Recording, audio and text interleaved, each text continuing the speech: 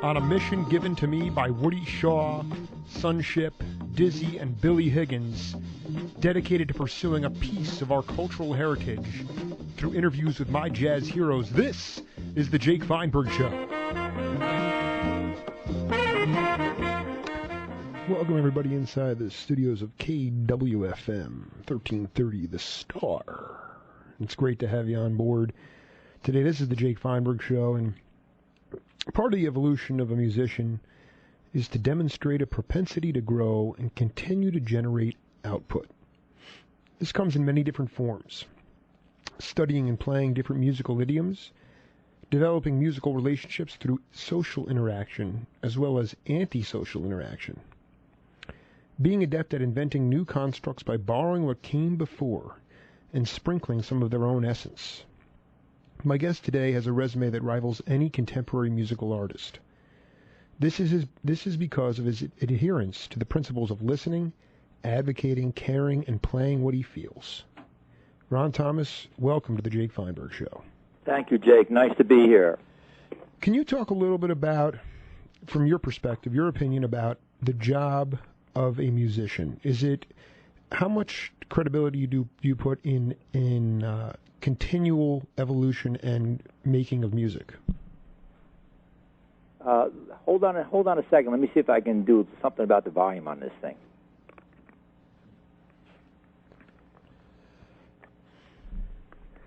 Could you ask me that again?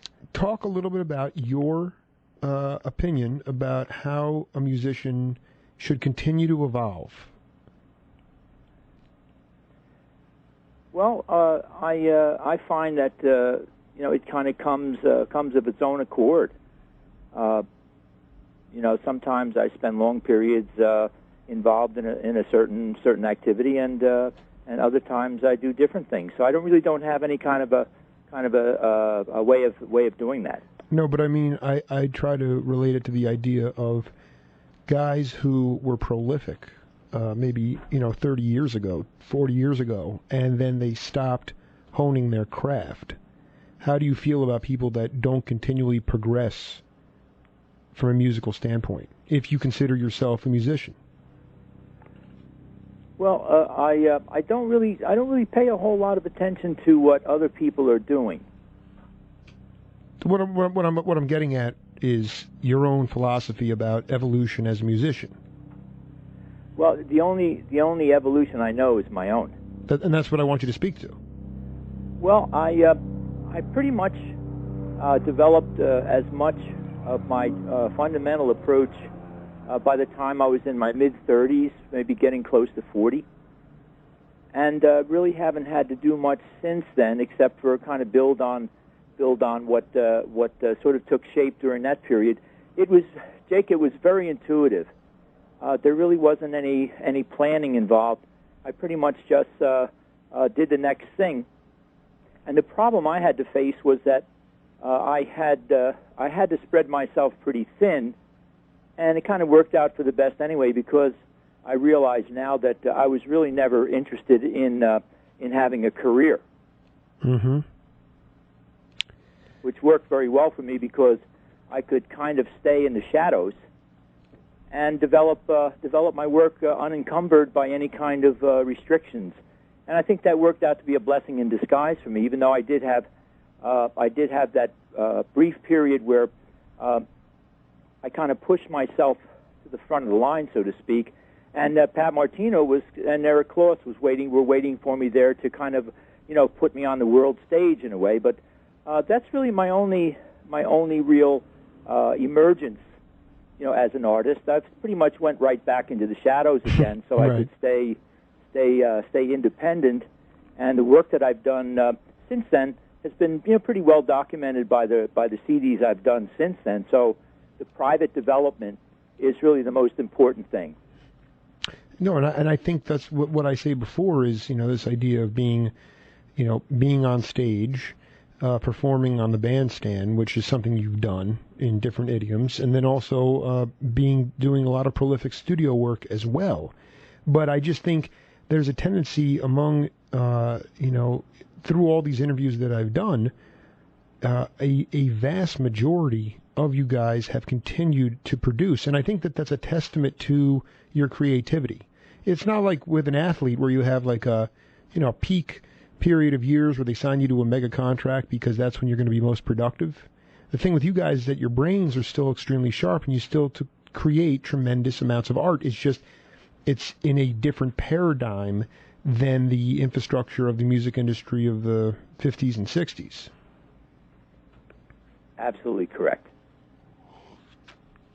I want to read a quote to you here. We lived on East 3rd Street next door to Slug's Jazz Club. These years were difficult. The fierce clash of the classical and the jazz sides of my life was difficult to the point of horrible. I wanted to make both things work but couldn't figure out how. First of all, I'm obsessed with Slugs. So did you go over there and play late night jam sessions there? What kind of guys did you jam with over there?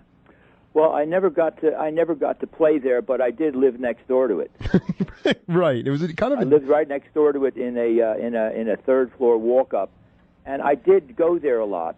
This was pretty prime time, prime time '60s madness going on at that time. I saw Barry Harris with Isaac Hayes there. Not Isaac Hayes. Who's that? My brain is not working right. He's a soul singer. It was a great tenor saxophone player that played there quite a bit. I'll remember his name. But that's the first time I saw Barry Harris play, and I'm sure I saw a lot of other people play there because that summer they had a lot of local New York performers there who were not necessarily really world famous. But that was a tricky time, and I really never got to solve that problem until I really got through with the public part of my career in a way, which is when I recorded with Eric and Pat. And Pat kind of helped me a lot with that because he recommended it to follow up on the story in the little biography that you read from. Dennis Sandoli, who's a famous teacher in Philadelphia, was the person who really helped me kind of begin to solve that problem of how to make both of those disciplines in my life really work. And then it went even better for me, of course, because I had experience a little bit with Roland Hanna, and Roland Hanna was also very helpful in kind of helping me bridge the gap between those two different disciplines and kind of create an integrated kind of view of those things for me to work out. Can you talk a little bit, because I wanted to get into Sandoli in a little bit, but this contemporary arts festival in Champaign, almost a serendipitous kind of thing, because you got there, and the next thing you know, you're hanging out with Ron Dewar, Will Parsons, and John English, which are not familiar names to me, but I know they had a significant impact in your evolution of the jazz idiom. I was hoping you'd take some time to talk about that. Yeah, John English has passed away. I haven't talked to Will Parsons for a while, but Ron DeWar is still in Chicago and still doing some playing around, and we talk every year or so. Exactly, those three particular gentlemen were the ones who dragged me out for gigs right away as soon as I was aware of what the music was all about. But yeah, that was a very significant time because that was really my first exposure. Hold on for a second. Stop. I want to ask you, when you just said something, when I found out what the music was all about, can you extrapolate on that? Well, it was pretty much of an overwhelming emotional experience. The seminal kind of turning points for me were three particular recordings that they put in front of me, which was Miles Davis's My Funny Valentine concert, the Sunday at the Vanguard of Bill Evans, and also the kind of not really the most well-known Gil Evans recording, the Quiet Nights album. Those three in particular. Also, John Coltrane had done I think he had just done A Love Supreme, and there I was sitting like within just a year or two of the creation of those things. And coming from where I came from as a new music kind of composer type, avant-garde type of a background, I found that music to be just alarmingly modern, and it hit so many buttons for me because suddenly performance was there and improvisation was there, and I felt comfortable with that, and the highest level of composition was involved, and I really my relationship to jazz is really strongly, if not entirely, conditioned by the compositional background that I have. So I wanted to figure out how to do it. I just jumped right in and said, in order to really make that transition work for me, to bring this music into my life, I had to become a jazz musician. Right. It's part and parcel because you did get a lot of, there was monies available or scholarships available for continued education as well, and it seemed like you needed to find a hybrid between the experiential learning in the live setting and then also doing your work, because the work you're talking about would require a lot of time-intensive writing. Yes, and I really didn't do any writing until about 1973. So it was about a 7 or 8 year period where I just abandoned classical composition altogether. I didn't stop thinking about it, but I abandoned the enterprise itself because I decided that it was the most important thing was to just go forward and become a jazz musician. It required the usual apprenticeship. But talk a little bit, if you would, about what Dewar, Parsons. You're pretty modest, but what did those guys immediately? I mean, you didn't know them prior to going out there. No, not at all.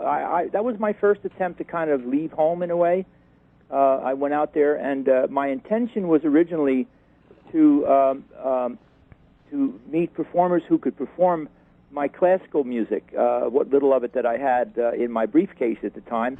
I was out there, and also there were an enormous number of celebrities there. Those were the two reasons I went. That's where I made most of my friendships. You know, I can drop names for an hour of musicians that I met out there who were very well known, and that was one of the reasons I went to. There was an incredible festival of performances of very, very rarely performed modern music.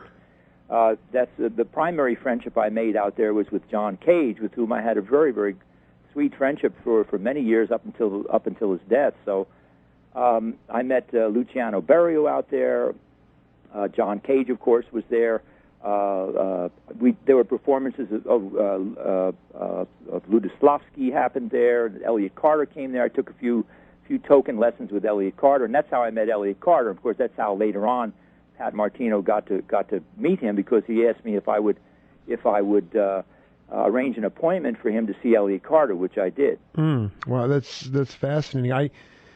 When you guys were going out in the live setting, were you comping the Coltrane, Gil Evans stuff, or were you kind of also incorporating other types of ethnic classical music within your playing style? You mean when I first started playing? With Dewar, Parsons, and English. Well, with those guys, I was kind of hanging on for dear life because I had never done it before. Right. And I was just trying to figure out how to get myself from one chord change to another. It was pretty basic, although I could fake it pretty well because I was not a stranger to improvisation at all. But the difficulty for me was entirely to get used to the ensemble, the quality of ensemble listening you have to do. You know, I have to hear everybody playing, and it took a good long time. And I did do a lot of work on that. I used to record bass tracks and play along with them because it was difficult for me to play the piano parts of the chords as I was playing without playing the bass parts myself. It was difficult to realize someone else is playing the bass. So I was very put off by this. I struggled with that a lot. And that was part of the apprenticeship, was to figure out, how to play the piece and not get lost and just train wreck everything. There was a lot of very basic things going on there. But typically for most jazz gigs, these were just not really concerts or anything. Hardly anyone listens anyway. So there's lots of room for practical jokes and stuff. Absolutely.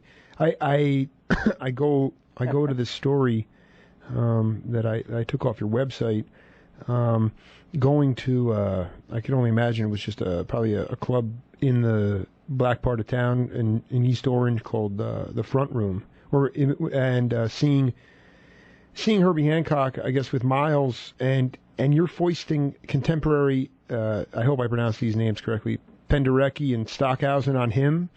And yes. I was hoping you could talk. I think it's just, there was a guy, Herbie has obviously, huge ripple effect in the world of music, but there was a guy in San Diego that used to play with Cal Jader called Al Zuleika.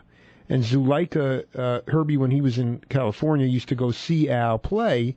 And here again, you have Ron Thomas, this sort of multi-dimensional, multifaceted player and learner. And you talk about how Herbie and Tony Williams especially were really jonesing to get onto to get some of this classical stuff. So, and then Herbie reciprocated it by getting you an opportunity to collaborate with Roland Hand. And I was hoping you could kind of talk about how special that was, because it seemed like you kind of went to that show on a whim.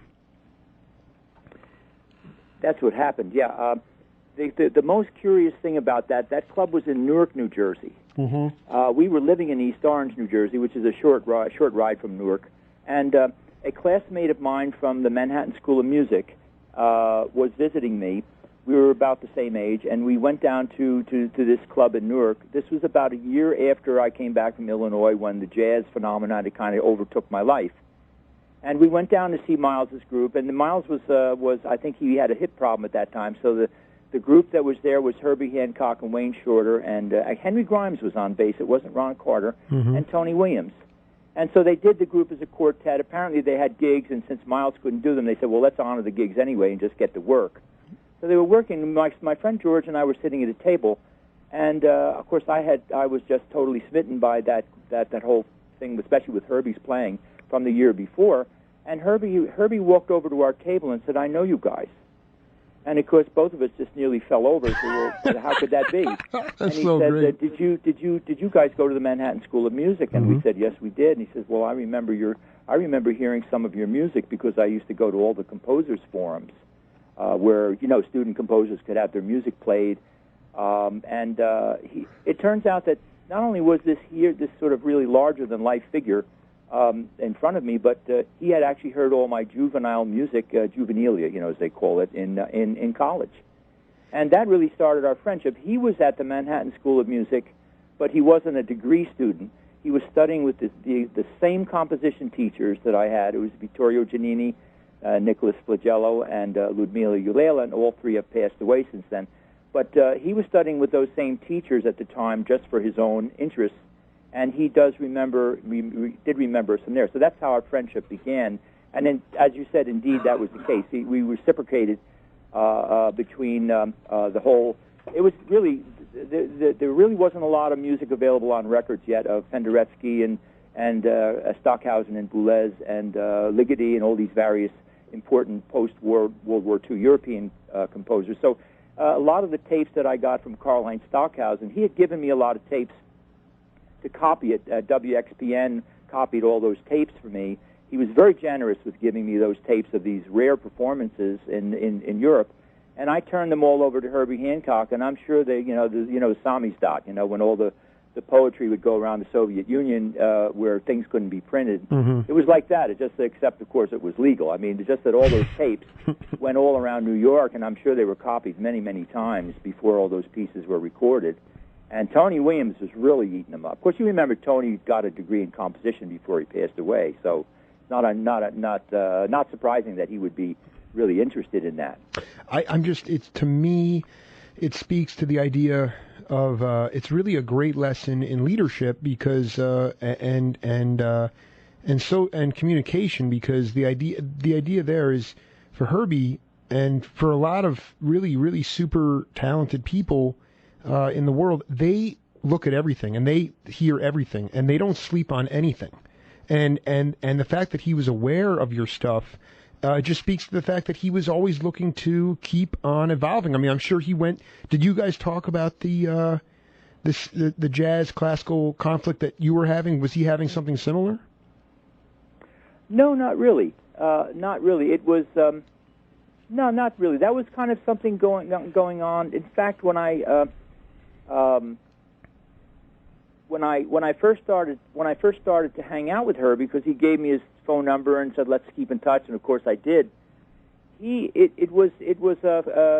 I first visited him, he didn't even know that I was interested in jazz, because we hadn't really. I mean, I was just at the gig, and we just had a visit at the gig when I met him. And then he says, when he realized I was interested in being a jazz player, we really concentrated primarily on that. And then, yeah, I'm sure we just sort of motor mouthed a lot about the whole problem of the wider. This is really all about the wider dimensions of jazz too. Mm-hmm.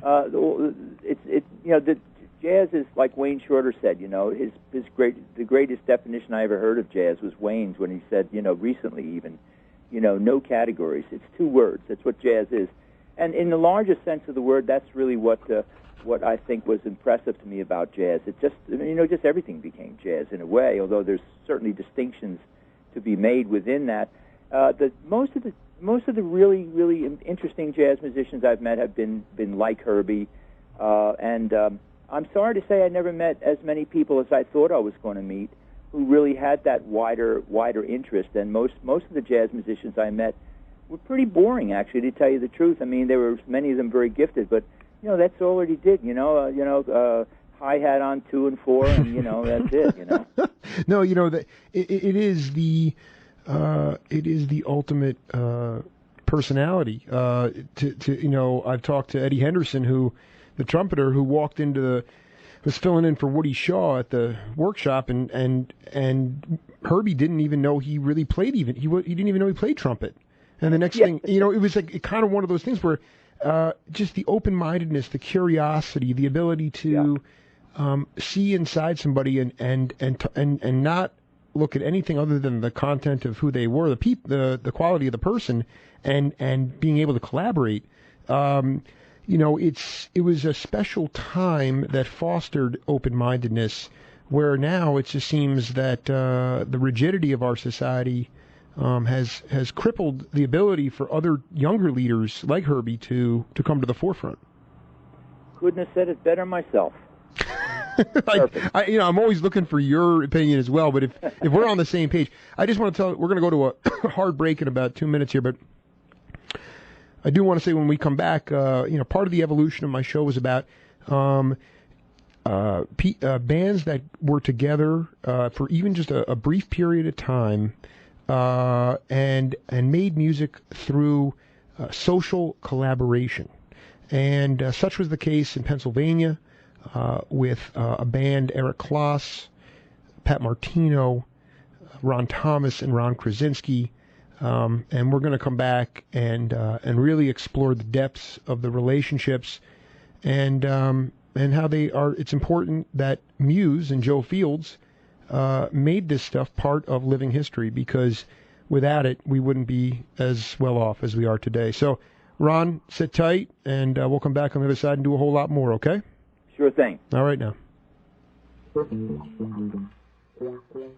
This is the Jake Feinberg Show. We'll be right back.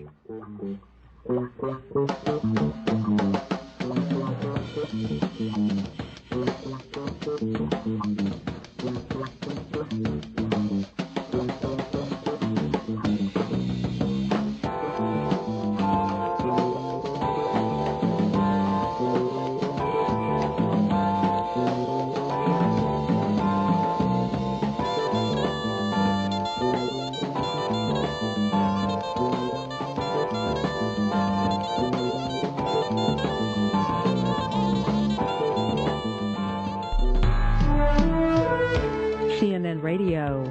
I'm Barbara Hall. The Arab League is suspending its peacekeeping mission in Syria due to increasing violence. CNN's Arwa Damon reports the League's departure is a heavy blow for reconciliation efforts. What's concerning is that if this means that the monitors are then withdrawn, the Arab League is going to effectively lose its eyes on the ground. And even though this mission has come under much criticism by both sides, the only thing worse would be for perhaps the mission to end. The United Nations is considering a plan that calls on President Bashar al-Assad to relinquish power to his vice president. Mourners paid tribute to legendary rhythm and blues singer Etta James at her funeral in Los Angeles today. James died at age 73 after battling leukemia. NBC News is asking Mitt Romney's presidential campaign to stop airing a TV ad that features an old nightly news report on Newt Gingrich's House ethics violations. This is CNN Radio. Calling people using long distance was draining my wallet. So to save money, I'm only calling people with toll-free numbers. Do any of my friends have them? No.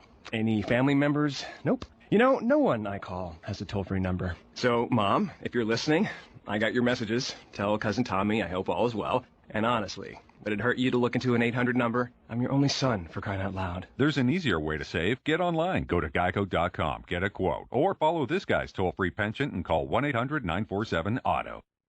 In football, there are names that go down in history. This year, that name will be yours. You will not let a small TV define you. You will go to the ultimate football experience at Sears and go bigger with the greatest names in HD TV. So at the end of the day, the one they will remember will be yours. Stop in now at Sears for amazing deals on top HD TV brands like Samsung, Sony, and Panasonic. Like a 51-inch Samsung 1080p TV for only $799.99. See store for details. Prices may vary in Alaska and Hawaii. Sale ends January 28, 2012. With the price of stamps increasing, sending mail was getting more and more expensive. So in order to save some money, I've trained this crew of carrier pigeons to deliver my mail for me. Do they always get it right? Nope. Do my letters make it on time? That would be no. Do they sometimes get lost? You got that one right.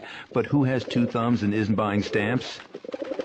This guy, that's who. There's an easier way to save. Get online. Go to geico.com. Get a quote. 15 minutes could save you 15% or more on car insurance. In football, there are names that go down in history. This year, that name will be yours. You will not let a small TV define you.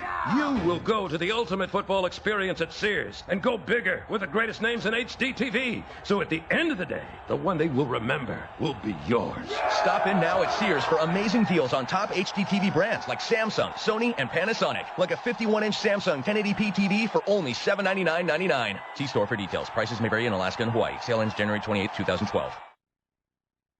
Folks, this is Jake Feinberg. One of the first things I wanted to do when I moved to Tucson was find authentic Chinese cuisine. After a tip from the Chinese Student Association, I headed over to Badar Chinese Restaurant.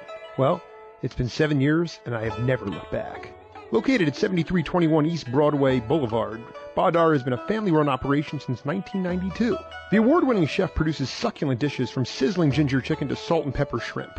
The thing that separates Badar from the rest is that the chef procures ancient oriental dishes with the exotic island flair of Taiwan. Most importantly, there are no gimmicks or razzle-dazzle at Badar. You won't find any flat-screen TVs or karaoke machines. Badar is a place to go enjoy good food and spend time with your family. It exudes peace and tranquility after a long week of work. So come down and check out Badar Chinese Restaurant. Hong Hao Chu. It's that good. Duke Ellington's inspired metaphor, dig not the distortion, got my wheels turning. If you think the sun has set on the golden age of hi-fi, stop the presses. Stereo Hospital is the light at the end of the tunnel. At 4044 East Speedway, it is your oasis in the desert of broken stereo dreams. Whether it's a dead silent amp or a broken needle, owner Jeff Brucker does it all, from the heavy lifting to the icing on the cake. A guaranteed, quick, and reasonably priced repair will put you back on the sunny side of the street. We know that music has charms to soothe the savage beast, so don't cast your old components to the winds. Visit us on the web at stereohospital.com or find us inside the Metronome Music Store, east of Alvernon at 4044 East Speedway. Ladies and gentlemen of the jury, the defense rests. Brought to you by Mixed Metaphors. In this day and age, people have a lot to protect. You want to know that when you're insuring valuable goods, you have an agent you can trust. Craig Pretzinger is that agent. For auto, home, and life insurance, the Pretzinger Agency is Tucson's most honest and flexible insurance company. Have off-road vehicles or motorhomes? Pretzinger can cover that as well. Pretzinger Agency at 299-5810, located across the street from Sullivan's Steakhouse on the southwest corner of River and Camp. Trust, compassion, and service. The whole package at Pretzinger Agency. Call 299-5810 or text QUOTE to 602-459-5533 to receive a no-obligation quote. Folks, this is Jake Feinberg. When it came time to decide where to buy my daughter a piano last year, the choice was easy. We got it at Hackenberg & Sons Piano Company. Located at 4333 East Broadway Boulevard, Hackenberg & Sons is Tucson's longest-running family-owned piano business. Run by three brothers and a son, they pride themselves on superior instruments and customer satisfaction. It's why they've been around so long. And it's why their pianos are used at the University of Arizona, Pima Community College, and many other prestigious institutions. So whether it's for your child, business, or yourself, when you buy a piano, make sure you go to Hackenberg & Sons. It'll be the beginning of a long-lasting partnership. For more information, visit them at hackenbergpiano.com.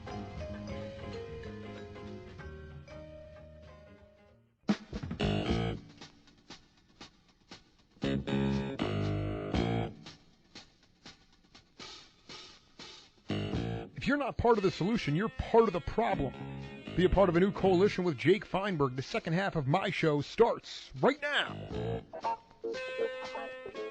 To the Jake Feinberg Show inside the studios of KWFM, the Star. I want to say the Dove. We're joined here today by pianist Ron Thomas. Ron, welcome back. Hey, so please talk to me. Gary Giddens wrote just fantastic liner notes, really describing you guys as real people, not just as part of your apparatus or your instrument. You were actually living close to each other. When I say that, I mean Eric Kloss and Ron Krasinski. You were roommates with one of them, or with Pat as well. If you could take me through that period of time in your career. Going back to Illinois. No, around those 1-2 free sessions with Eric. Oh, back then. Well, that was. I was living at the time, and I moved to Philadelphia and was living in a neighborhood called Powelton Village, and it was just a little neighborhood area in West Philly, and Pat was living on Pine Street in Philadelphia. When we started hanging out and getting together and planning these recordings and the quartet performances in New York, he moved out to Powelton Village. So we actually lived about maybe 2 blocks away from each other in West Philly there back in those days. And so you were that was the Philadelphia component, and then how did you guys cross paths with Eric and Ron Krasinski? Well, I don't know how the background worked as far as how Pat and Eric worked this out, but I know that I knew that Pat and Eric had been collaborators on some other things, and I had first heard Pat Martino's name because I got to hear, among many other things, I lived in New Jersey before that, the Introducing Eric Kloss album, which had Pat Martino on it. So I knew Pat Martino's name when I got to Philadelphia. And Eric Kloss, I can't remember if he just came to town to visit or whatever, but it could be that one of the gigs that Pat and I did in New York, this may be the story. It seems a good memory. I think Eric came to that gig, and it was at one of those gigs in New York, preliminary, 1-week engagements before we did the recording. That Eric was there, and he said he invited me to be on his album in August of that year, even though we knew we were recording the live album with Pat in September. Right. And I was very, very honored by that, and I still to this day was extremely grateful to Pat for doing that. He knew that Eric and I would get along. There were certain things that Eric really wanted to do on that 1-2 free album that were directly related to, I'm sure, what Pat had told him about me and my background in new music and the avant-garde connection and the modern classical music from Europe and so on. And Eric had a very big interest in all that as well. So I was a perfect sideman for that gig because I brought to the table exactly that kind of modernistic, very authentic kind of modernism that he wanted for that 1-2 free project. He asked me to write a piece for the suite that's there, of course, the famous 1-2 free suite, where each of us wrote a movement. Eric wrote the first piece, Pat wrote the ballad piece in the middle, and I wrote the kind of rollicking rock and roll finale, that was basically a tour de force for Dave Holland. So it was, and then the following September was when we recorded the live album, And unfortunately, that's the only time I ever really got to play with Ron Krasinski. There were I did a session in Pittsburgh once, and the tapes were lost. It's unfortunate, but I did a really interesting session with Ron Krasinski. But my only experience was playing with him on that date, and it was absolutely unforgettable. That date you're referring to 1, 2, 3. Yes. Right, of course. Wouldn't you know it, but Ron Thomas, out of the kindness of his heart, sent me a whole bushel of CDs, including 1, 2, 3. And I look at it the other day, and there's a crack in the CD. And I said to myself, well... Oh, no. I'm serious. I said, this is bizarre, because I had the most perfect part. I believe it was sort of the transition between Pat's ballad and your honky-tonk rock and roll piece. But never fear, Jake Feinberg is here with a similar collaboration. Let's hit it.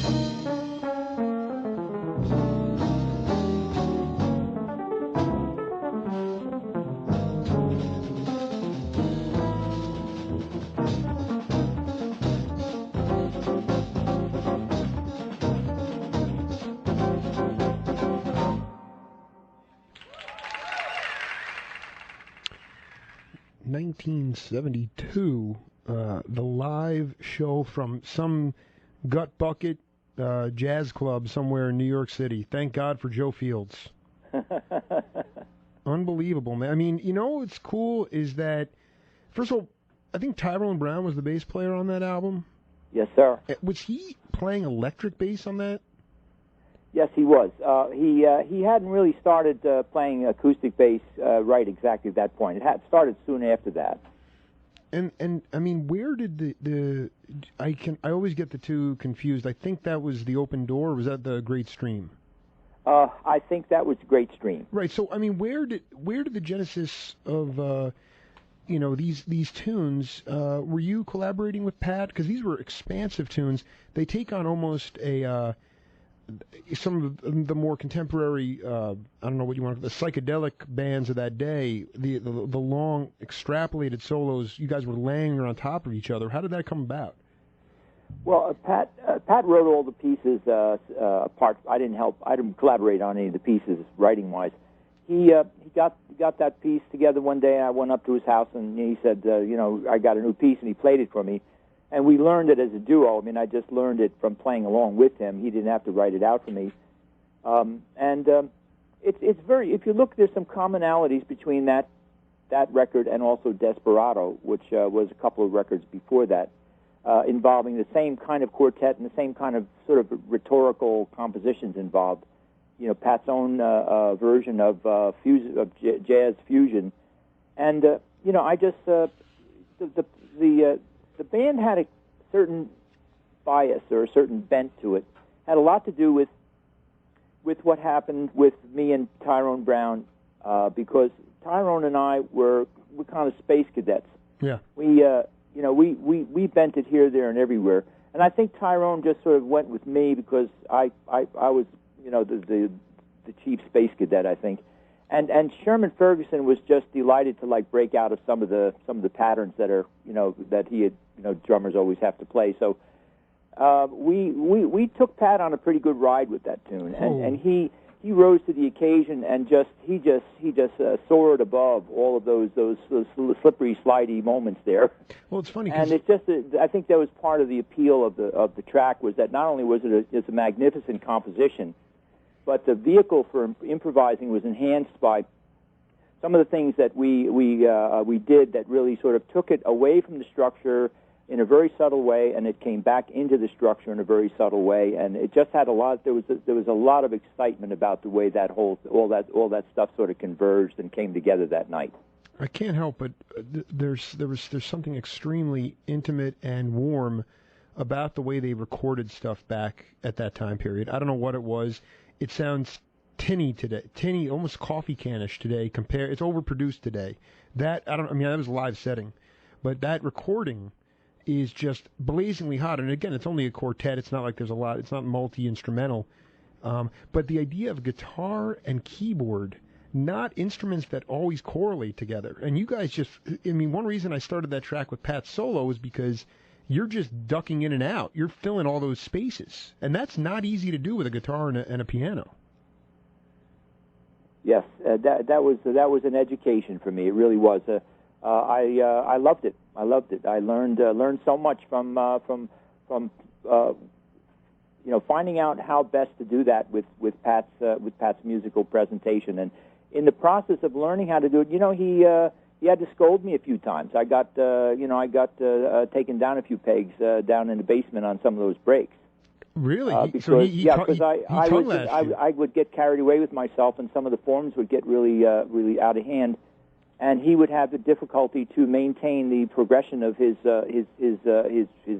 calculations he was making in terms of creating the climaxes and his solos. And so I had to be particularly disciplined to be careful not to let it slip and slide too much. And in the process of complying with this very necessary adjustment I had to make, I found myself able to listen to what Pat was doing a lot better. And as a result, I was able to kind of attain for myself, I gleaned some of the secrets of his playing and began to apply them to my own playing. In fact, the solo that you played is a clear example of how I learned how to create a shape for a solo that would actually get the crowd off their feet, and it was not only complying with the disciplines required to play at that level, which was really my problem to solve when I started with Pat. And it was a similar arrangement with Pat. I mean, as I made with Herbie, and say, I need, and a lot of this is very well documented, Jake, in the autobiography that just came out that Pat did with Bill Mikowski. I'll tell you right now, I create my own. I mean, I haven't read that, and I'm sure it's great. I am on the reason it's authentic for me is it's all history. So I will create my own. Yes. So before I just want to keep going here I want to hear about we're going to listen to Ron Thomas creating and Pat being on the tail end of a Pat Martino tongue lashing. Let's take a listen.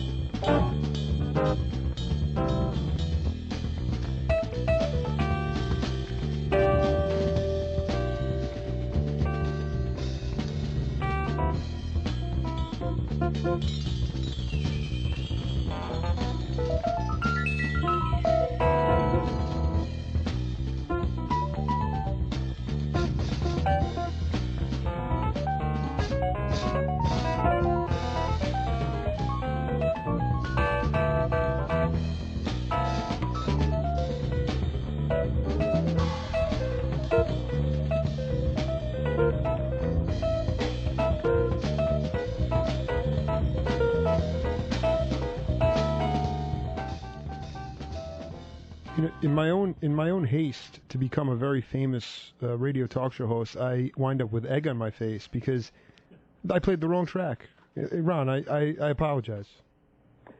No problem. I was going to ask you where you got that.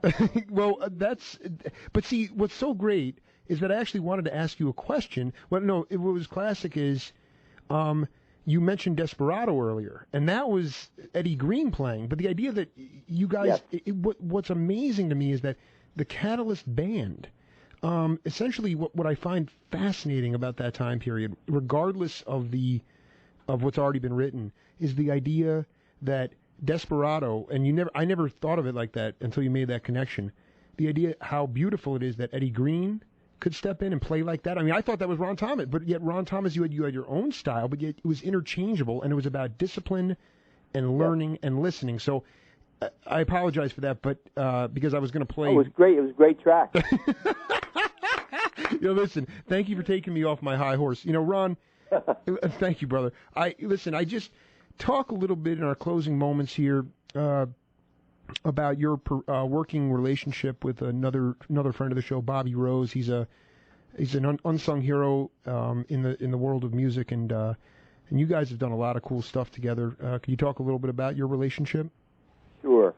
I met Bobby, of course, through our mutual association with Pat Martino, and soon after we met, Bobby and I started to do a lot of experimenting ourselves, and the outcome really happened some 20-some years later when we did the Galaxy production, which you played a little bit of when Bobby Rose was a guest on your show, and we're still in touch. Bobby and I are planning on maybe doing some more recording this year, thanks to Richard Burton and Vector Disc Records, and we're getting ready to put some new guitar effects together and try some other things this year. Bobby Rose is a very important part of Pat's history, a very important part of my history, and a significant artist in his own right. I think that it'd be so great to, and I talked to Jimmy Owens about it, and he's on a mission, as I am, to find the whereabouts of Eric Klaas, and yeah, I did try. I did send a postcard to a post office box that I found online. I had a couple friends helping me beat the bushes on the internet for it, and I wrote a postcard to that post office address and got no response. So maybe we'll find him sometime. Yeah, I sure hope so. And yes, talk a little bit about your ability to, in your own mind, to continue to make quality music. What are some of the things that you still want to work on in your own mind? Conflicts that you might be having, or maybe no conflicts at all. What is something that you want to grow in the next year?